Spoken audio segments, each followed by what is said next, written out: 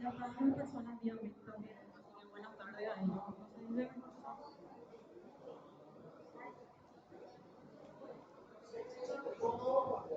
¿Se escucha? No se escucha, porque hay algo abajo. Ahí se escucha. Hasta el año pasado, en particular, que se desarrolló esta marco normativo. Entonces, voy a dar continuidad a partir de la unidad 1, a partir de incorporación del documento electrónico. Incorporación del documento electrónico en el proceso. Como dije, tuve problemas con mi PowerPoint, pero voy a tratar de seguir el hilo de lo que nos dio quizás.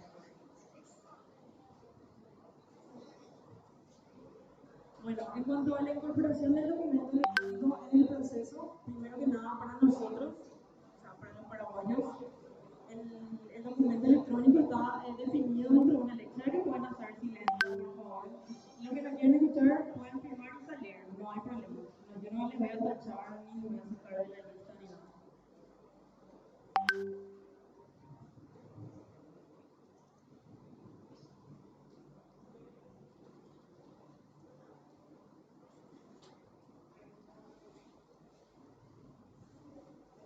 Y que quiere firmar y retirarse, puede salir, no va a pasar nada.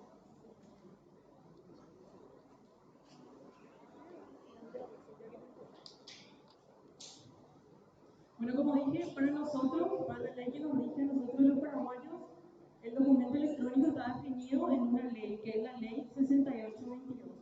Pero, voy a leer, ¿verdad? Pero en mi opinión, la definición que yo puse acá y que voy a leer enseguida es mucho más fácil de entender y es mucho más genérica. Pero esto es una opinión personal. En nuestra ley está definida de la siguiente forma. El documento electrónico es toda información generada, comunicada, recibida o archivada por medios electrónicos. Es decir, cualquier información que recibiste mediante un soporte electrónico se denomina documento electrónico.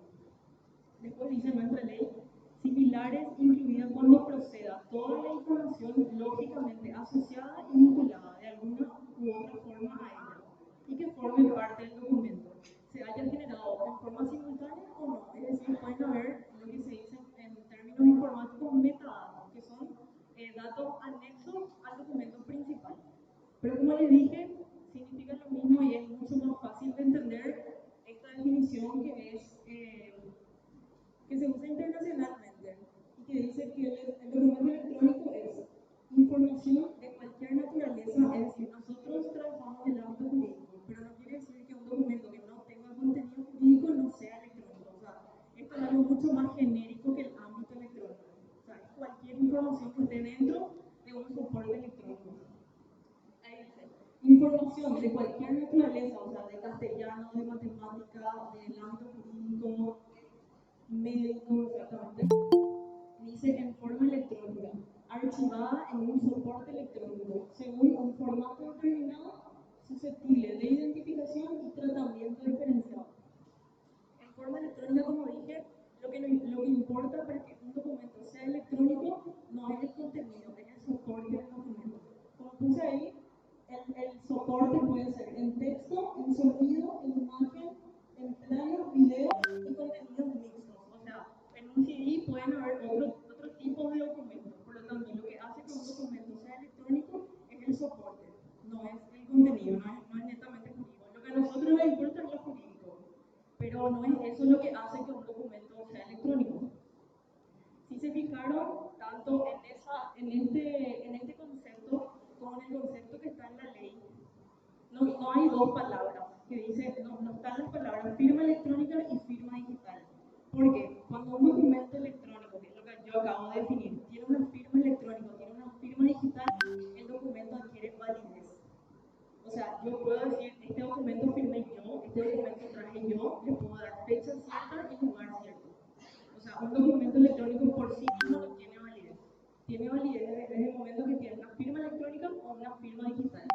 Allá le puse, bueno, no sé leer, pero puse ley 6822, borré el artículo, pero el artículo 74, donde dice validez jurídica y valor probatorio. Es decir, una vez que un documento en un soporte electrónico tiene una firma electrónica o una firma digital, ese documento adquiere.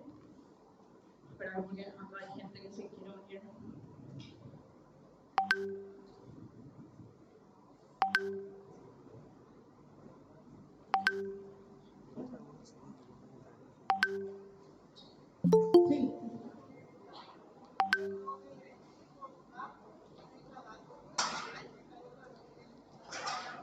Sí, no voy a profundizar en esa palabra, porque no es relevante en este momento del programa. Pero metadatos es un término electrónico. Voy a contestarle a ella y te doy la palabra.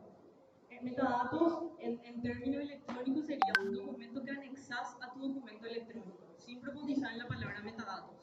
No es relevante en este momento. ¿Sí?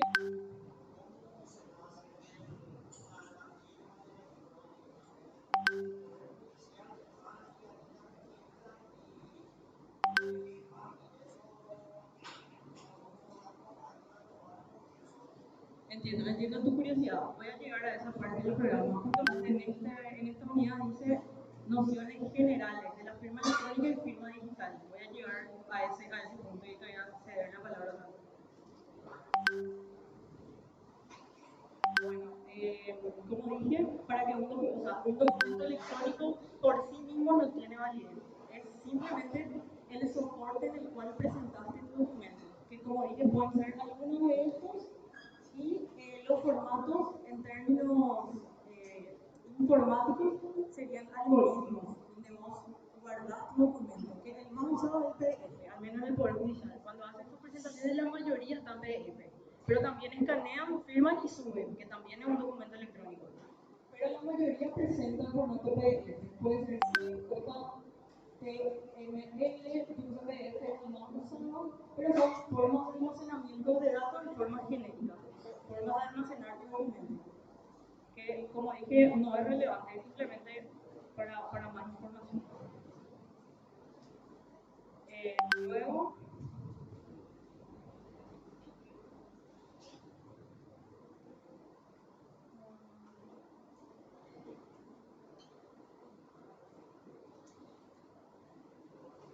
creo que quedó claro, ¿verdad? En términos genéricos.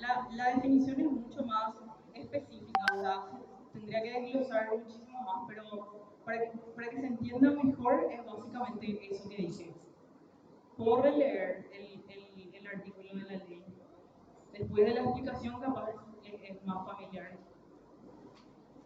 Dice, documento electrónico es toda información generada, comunicada, recibida o archivada por medios electrónicos, que es lo que acabo de decir, o similares, que pueden ser textos, CDs, etc. Incluidas cuando proceda toda la información lógicamente asociada, es decir, tiene que tener un sentido completo, todo lo que esté adentro. Vinculada de alguna u otra forma a ella, de modo que forme parte del documento. Ahí entran los metadatos que me preguntó la compañera. Y que se haya generado simultáneamente o no. O sea, no hace falta que sea en el mismo tiempo y espacio. Seguidamente, yo, el documento electrónico tiene seis características, seis mayores características. Pero en mi opinión, las características principales son la autenticidad, la integridad, la confidencialidad y la conservación. Te voy a explicar por qué. La autenticidad nace, o sea, es una propiedad que nace en el documento electrónico a consecuencia de que yo puedo decir que la persona que envió es la persona que envió y que la persona que generó es la persona que generó y que la misma no fue alterada. O sea, así como yo recibí, así como salió del remitente.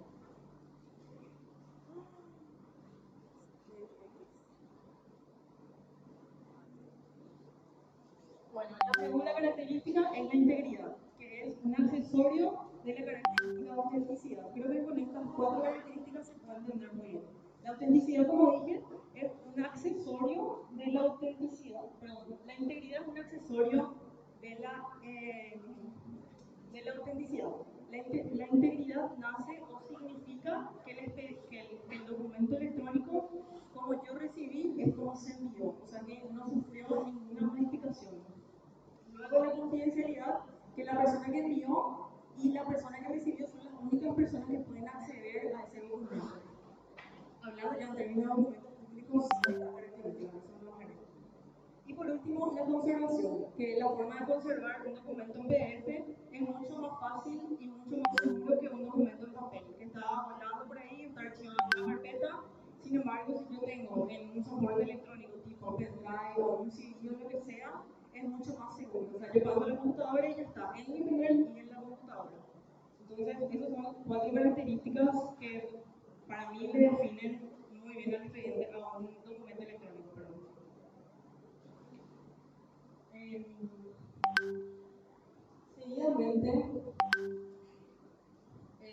hablar un poco de una ley que implementó la Corte luego durante el ingreso de la pandemia, o cuando empezó la pandemia, que es muy relevante y que es muy importante porque en otros países de Latinoamérica se llegaron a anular sentencias durante la pandemia porque fueron llevadas a cabo por medios telemáticos.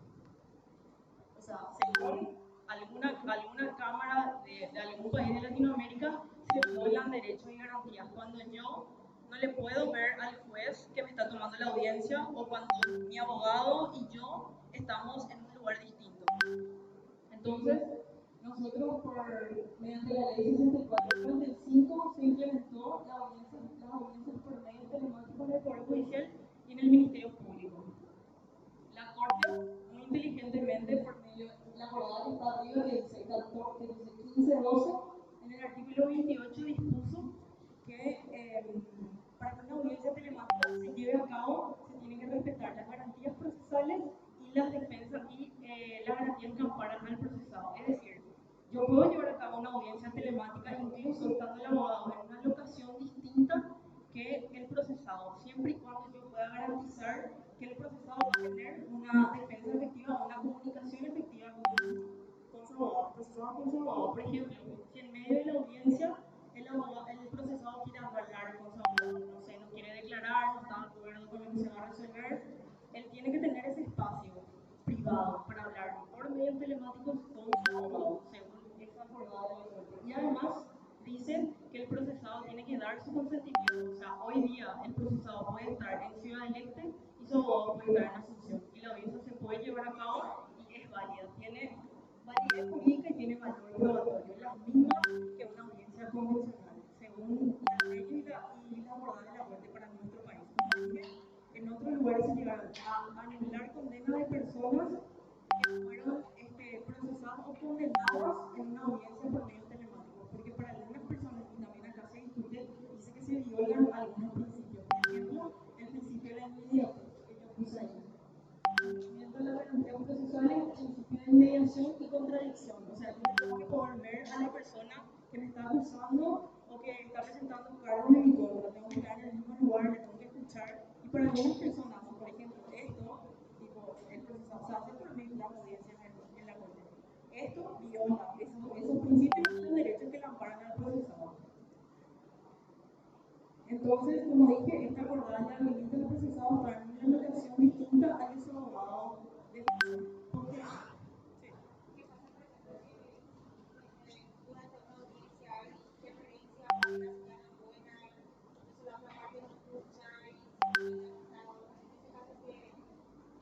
Ninguna ley, ninguna acordada de la Corte dice expresamente, en caso de que haya interferencia, se tiene que suspender. Pero por lógica y por los derechos del debido proceso, esa audiencia se tiene que suspender. Y es discutible, ¿verdad? Yo te voy a dar mi opinión, porque como te digo, no dice expresamente en ningún lado, pero si yo soy la contraparte y no me benefició, yo voy a decir que la comunicación no era buena. Pero si te das cuenta, ahí dice cumplimiento de las garantías procesales. Entonces se entiende que si hubo interferencia, no se cumplieron las garantías, porque yo le pude no haber escuchado al fiscal cuando me estaba acusando. Entonces, sé que hay resoluciones que llegaron hasta la Corte, pero desconozco el resultado. Tengo entendido que todas están confirmadas. No hubo ningún caso de que hubo interferencia y la audiencia se llevó a cabo a pesar de ello.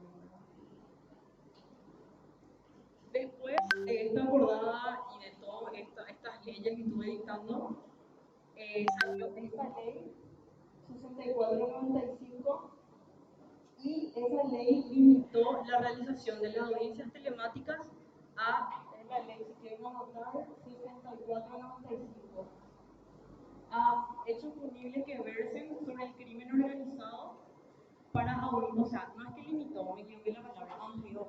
Ya no es solamente por el COVID o por la pandemia, sino que en caso de que el hecho punible investigado o sospechado sea acerca del crimen organizado, en caso de la distancia entre la persona, entre el lugar donde la persona está procesada y el Poder Judicial, sea de la locación que sea, acá o en el interior, donde sea. También en caso de que haya riesgos para la seguridad pública, no sé si en algún momento habrán escuchado que se había jugado preso en la zona de la costanera, tipo vos como un atraco. Eso claramente puso en riesgo la seguridad pública y de las personas que estaban a su alrededor. O sea, eso se podría evitar mediante la utilización de esta ley. Cuando el reo es peligroso o se sabe que es peligroso, inmediatamente el juez, según esta ley, por resolución fundada, tiene que establecer que la audiencia se va a hacer por medio telemático. Sí, sí, sí. Eso traje una colación porque es un ejemplo muy claro. Se puso en riesgo la seguridad de las personas del alrededor o, no sé, de los jueces. Falleció incluso, ¿verdad? Falleció una problemas de traslado también, para impedimento físico en caso de la persona esté enferma. Incluso esta ley amplió esas audiencias con las audiencias personalísimas. Hay audiencias que uno le puede mandar a tu papá, hay audiencias donde no le puedes mandar solo a tu abogado y hay audiencias que sí. Incluso estas audiencias se pueden llevar a cabo por medios telemáticos, según esta ley. En caso de vida, dificultad por enfermedad, en los casos de interés superior del niño y para garantizar la realización de la diligencia. También puse víctimas, porque en el caso del cuidado de víctimas, para evitar el riesgo, se puede implementar el uso de audiencias telemáticas. Por último, puse en el artículo 6 de esta ley 64/95, se puso expresamente el valor de las actuaciones llevadas a cabo por medios telemáticos, donde dice que tiene la misma eficacia y el mismo valor probatorio de una diligencia convencional. Dentro de la ley se usa mucho la palabra convencional, expediente convencional y actuaciones convencionales. Se entiende que es un expediente en papel o una diligencia física, que antes era en presencia física de la persona. Puse que tiene que ser por resolución fundada según esa ley, pero tiene que decir por qué se va a llevar a cabo por medios telemáticos y no de forma física. Y el artículo 8 incluso dice que estas audiencias se pueden llevar a cabo estando una persona fuera del país, pero son casos específicos.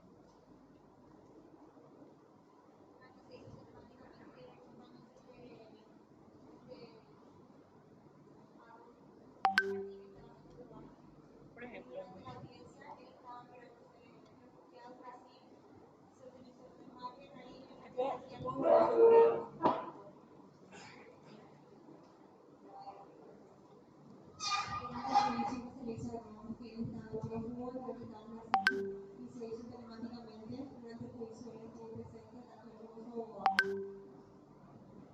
yo personalmente antes de la pandemia muy poco escuché que se hacían audiencias telemáticas. Si bien la pandemia es una tragedia, tiene algo positivo por lo menos.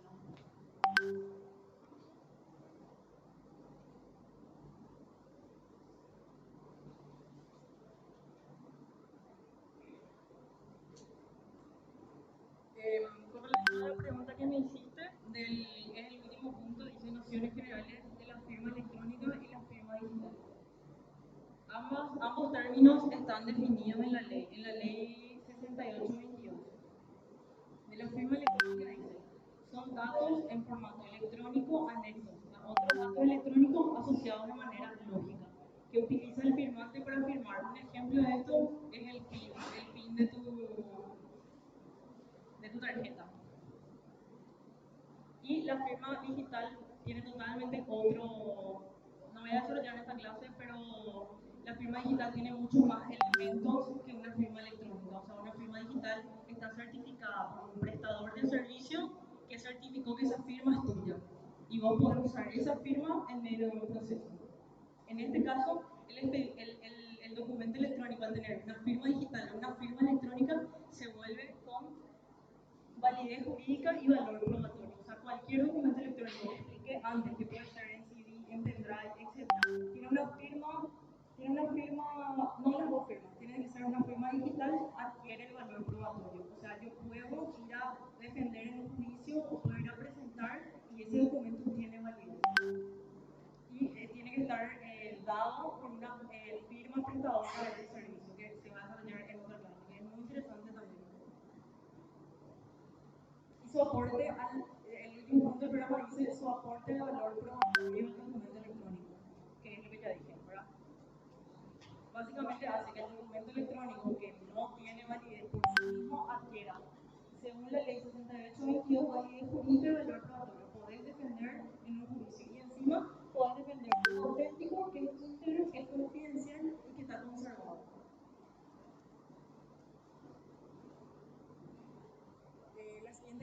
intercambio de datos e información, y ahí se va a desarrollar mejor lo que es una firma electrónica, porque dentro de la firma electrónica dice solo datos, pero la palabra datos dentro de lo que es la informática tiene una definición específica, entonces no voy a poder profundizar.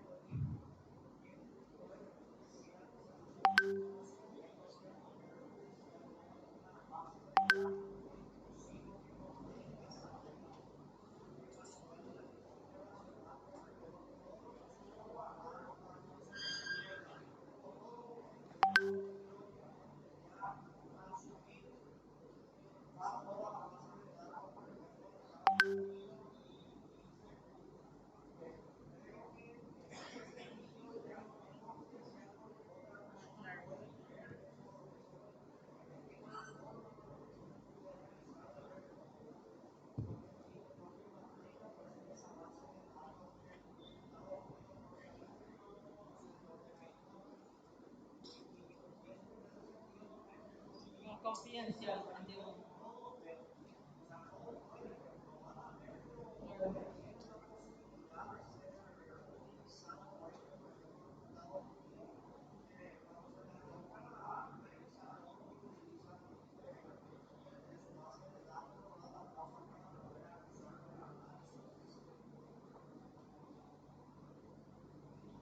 Específicamente la definición de confidencialidad que yo puse ahí refiere lo siguiente, a lo mejor yo no me expresé bien.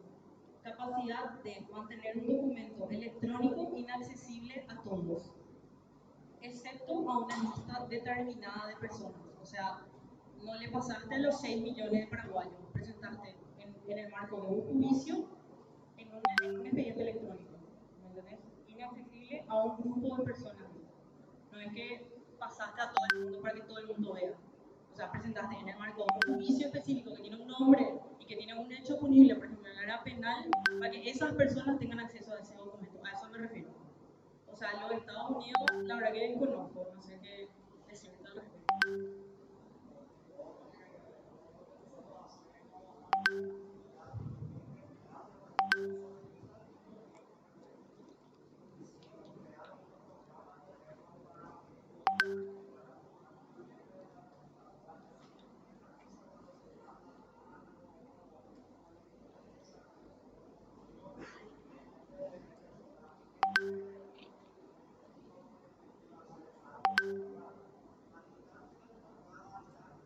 Ah, claro, ¿cómo ellos tenían esa información, verdad? Esa es tu pregunta. ¿Cómo es que ellos sabían que el nene es un niño ahora, verdad? Dijo que iba a disparar un colegio. Ese caso, ¿verdad? Claro, vos decís que los documentos electrónicos no están seguros. Eso es lo que me estás diciendo, ¿verdad?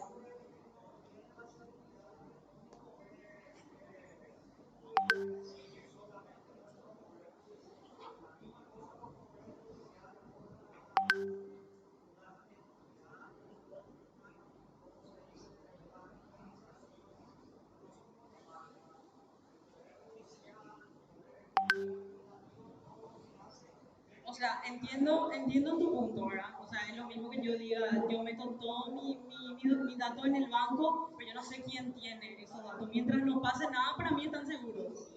Cuando pase algo voy a decir, ah, no, había sido, era público en los datos. Pero mientras tanto, claro, claro, claro, entiendo. Que nuestros datos no están tan seguros. Y el expediente electrónico y todo esto es relativamente nuevo. O sea, hasta hoy muy poco se cuestionó esa seguridad, si te fijas. O sea, yo nunca escuché una denuncia acerca de que, si todos sabemos que te llaman de claro, pero nunca se hizo una investigación formal. Nunca, que yo sepa, se haya denunciado en la fiscalía y se llegó a la raíz quién vendió esos datos. ¿Entendés? O sea, difícilmente te puedan responder. Sí.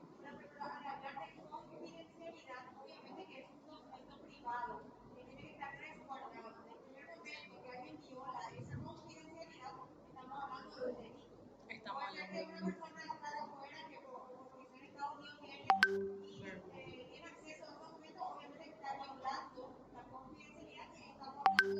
De esto, sí. pero hasta ahora no se dio ningún proceso de esa naturaleza.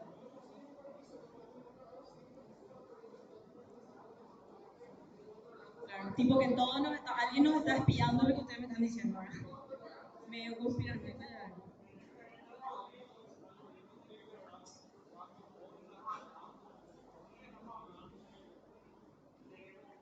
Sí, y después te aparece después en el Instagram. Sí.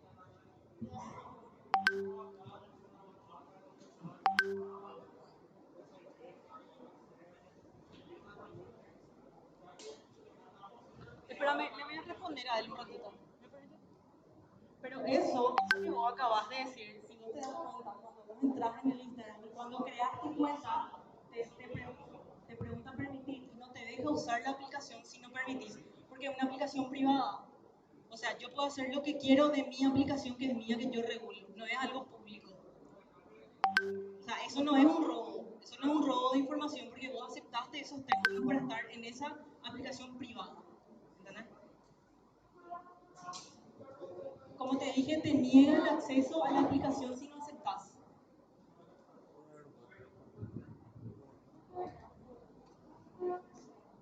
Buenas tardes, profesor. En un juicio, parte y contraparte, cada uno tiene que tener su PIN para el ingreso al expediente electrónico. ¿Sí? Ahora, cualquiera de las dos partes entra al expediente electrónico, automáticamente se da por notificado por solamente ver el expediente, a ver cómo sigue. Yo trabajo por adentro. Así que yo sepa, cuando nosotros notificamos, yo ya le doy por notificado. Si vos no revisaste tu sistema, ese es tu problema. No es así. No, yo trabajo por dentro, decime vos por fuera, ¿cómo se ve? Para a mí me corre desde que se notifica en forma electrónica, cuando sale la resolución. Pero si vos trabajas por afuera, decime vos cómo. A nosotros nos corre así. Si hoy salió la providencia, corre desde hoy. Decime vos que estás afuera. Afuera está la parte y la contraparte, no el abogado. Estamos hablando de las personas que competen en el expediente, no el abogado. El acusado y el acusador. ¿Está bien? No el abogado. Entonces digo parte y contraparte. Cuando tiene acceso al expediente, no solamente el abogado, también la parte. Cuando uno ingresa al expediente, se notifica automáticamente por solamente ingresar al expediente. No, el acusado no tiene luego un usuario para empezar. Por eso está su representante legal, que toma intervención y tiene usuario. Claro, las notificaciones al imputado, yo trabajo en el área penal, hasta hoy es personal. Se le notifica a su casa o mediante WhatsApp. Sí, las notificaciones se hacen vía WhatsApp. Está autorizado. Voy a traer la próxima clase por acordada de la corte. O sea, no es ilegal. Podemos discutir si te parece o no, pero ilegal no es. Veo que estás en desacuerdo, pero vamos a dejar eso para la próxima clase, para discutir sobre eso.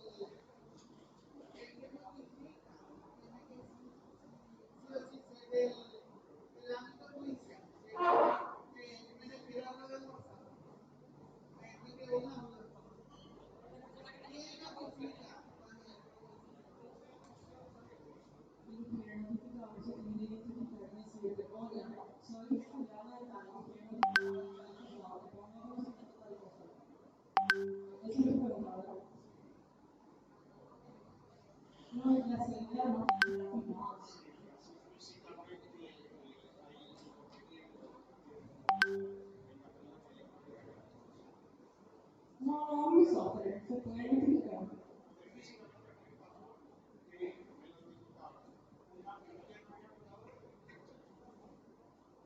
¿En qué te afecta eso? O sea, ¿por qué te afecta?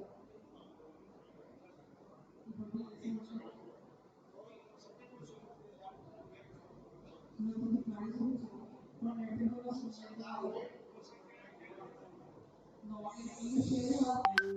El actual es lo único que puede hacer. Ellos quieren, te pone conocimiento de lo que no afecta el actual. El actual va a tener la providencia. Ellos quieren notificador, que cada tiene su clave. Y poder incitar y ver qué sucede después.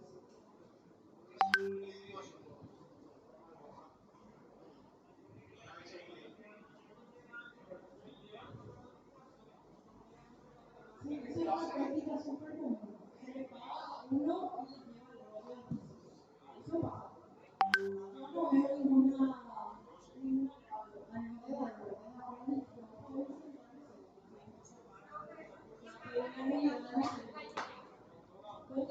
Pero ¿qué pasa en un hipotético caso de que cobre un funcionario también, ¿verdad? Sabemos que es una política Yo no veo todavía. Yo no veo todavía. Yo no veo quiero todavía. llegar a tu mano. Yo En el dije, caso de que un documento físico no llegue a tu mano, no te dejo notificado, pero la licencia del actuario es que te notificó. el actuario puede notificar. O Sí, eso es lo la que licencia tiene que hacer responsable en el caso de que nunca te dé esa notificación al implicado. si nunca llega, vamos a tener conocimiento, no va a tener por qué presentar. No puede pasar nada. Si yo no tengo conocimiento de una audiencia, no hay cómo.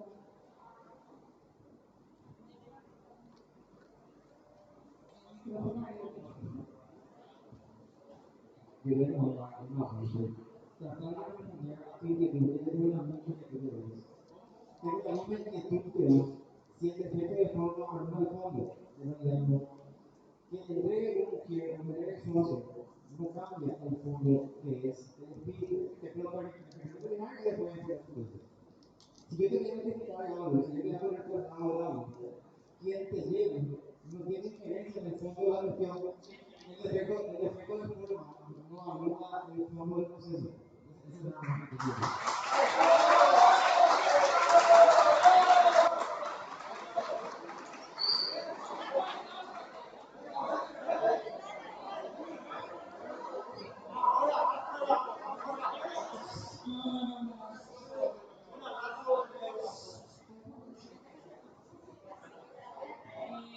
Eso es lo que yo te dije, no te afecta nada, eso es lo que necesitas. ¿En qué te afecta que te lleven?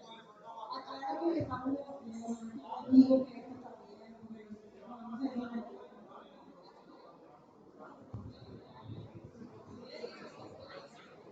Todo acto en contra de la ley hace nulo la actuación.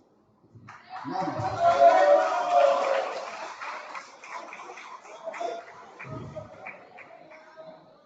eso es cierto, pero si no es que eso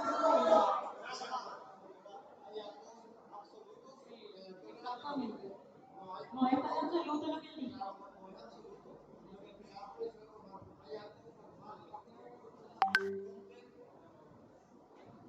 Hay formalidades absolutas, que es cierto que decís, es una verdad relativa, pero hay formalidades que no son absolutas, son relativas, porque el espíritu de lo que se intenta hacer, ¿verdad?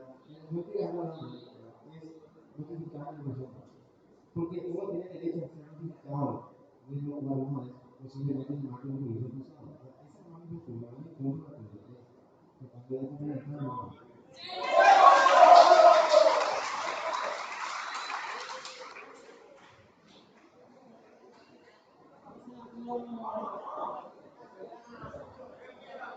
Vamos a proceder a las preguntas y respuestas. A ver qué bola, voy a mirar qué bola. O sea, algo nomás que quiero recalcar es que cuando yo le dije a él en qué te afecta que no sea el ujier, es lo que él explicó de manera técnica. Así que, bueno, podía incidentar, como te dije, en el episodio.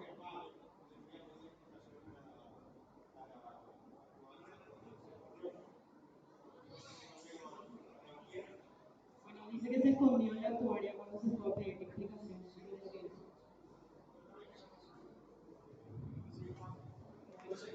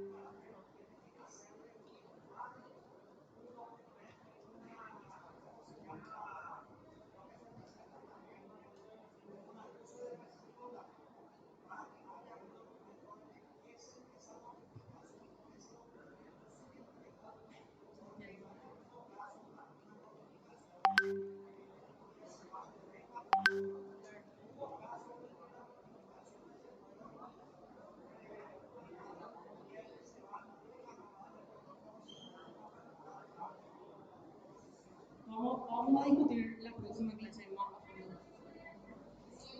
Pero es un debate sano, ¿eh? Podemos seguir debatiendo.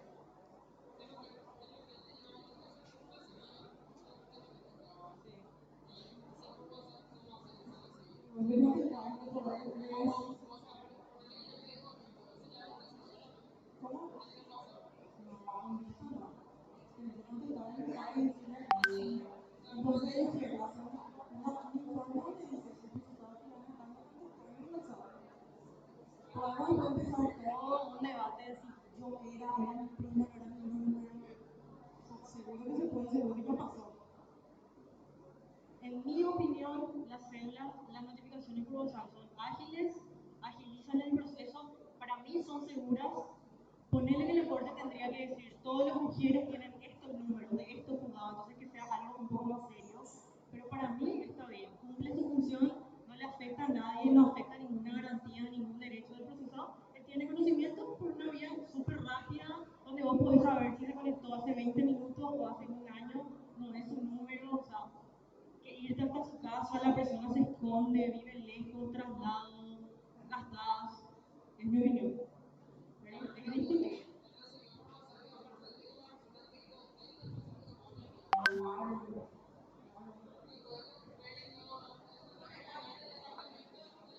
Y lo que va a poner eso en su cédula, la persona.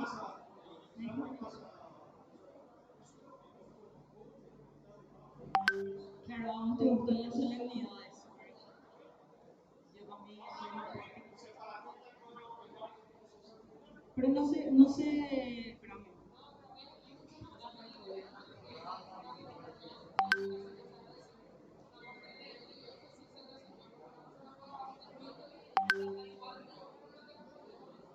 El Código Procesal Penal dice cualquier medio idóneo.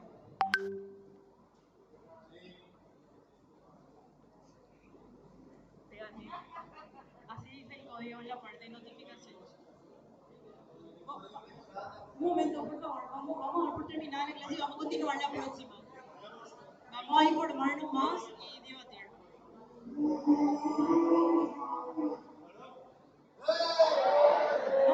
No, no, mala educación no.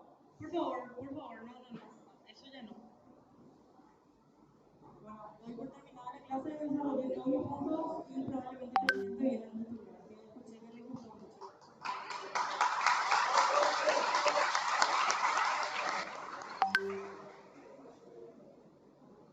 ¿Vos grabaste? No quiero que se grabe. Pero quiero ver qué ocurre.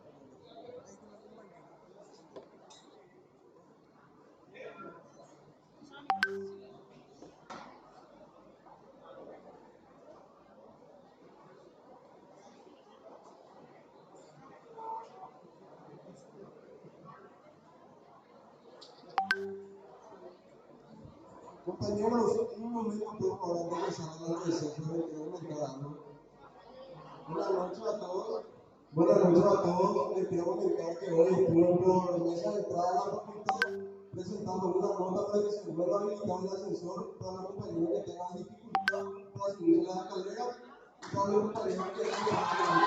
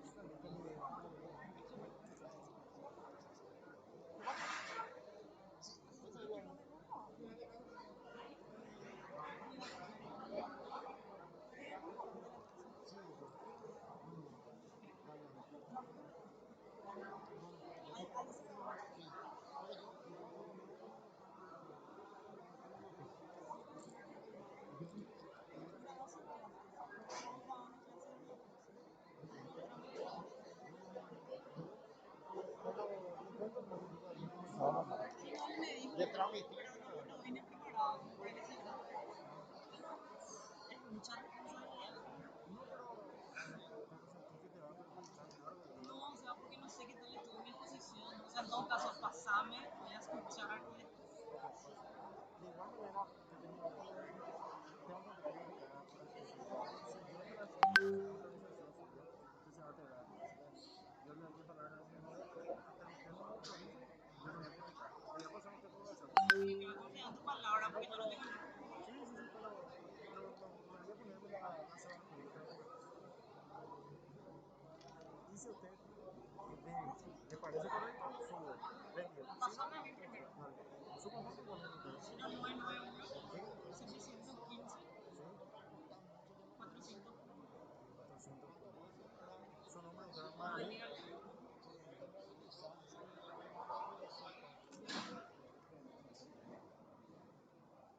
Pero súper bien, gracias, pero. Terrible esa profesora.